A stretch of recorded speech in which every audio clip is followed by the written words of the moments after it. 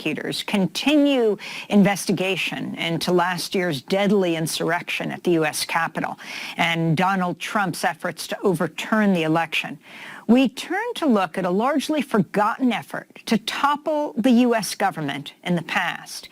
It was 1934.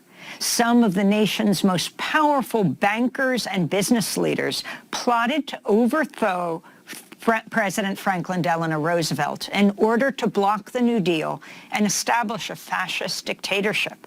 The coup plotters included the head of General Motors, Alfred P. Sloan, as well as J.P. Morgan Jr. and the former president of DuPont, Irene DuPont. The men asked the celebrated Marine Corps officer, Smedley Butler, military coup. But Butler refused and revealed what he knew to members of Congress.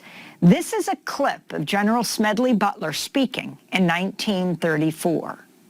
I appeared before the Congressional Committee, the highest representation of the American people, under subpoena to tell what I knew of activities which I believe might lead to an attempt to set up a fascist dictatorship.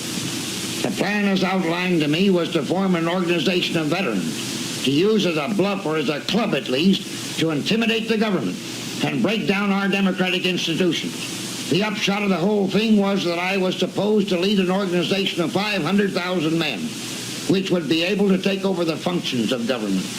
I talked with an investigator for this committee who came to me with a subpoena on Sunday, November 18th. He told me they had unearthed evidence linking my name with several such veteran organizations. As it then seemed to me to be getting serious, I felt it was my duty to tell all I knew of such activities to this committee. My main interest in all this is to preserve our democratic institutions. I want to retain the right to vote, the right to speak freely, and the right to write. If we maintain these basic principles, our democracy is safe. No dictatorship can exist with suffrage, freedom of speech, and press.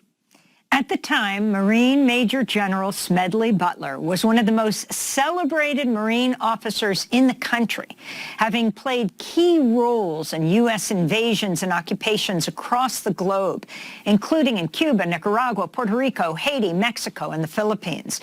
But Smedley Butler later spoke out against U.S. imperialism, famously writing, "War is a racket.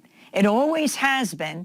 It is possibly the oldest, easily the most profitable, surely the most vicious. It is the only one in which the profits are reckoned in dollars and the losses in lives. It is conducted for the benefit of the very few at the expense of the very many," Butler said. We're joined now by the award-winning author Jonathan Katz, author of the new book, Gangsters of Capitalism, Smedley Butler, the Marines, and the Making and Breaking of America's Empire. Also the author of The Big Truck That Went By, How the World Came to Save Haiti and Left Behind a Disaster.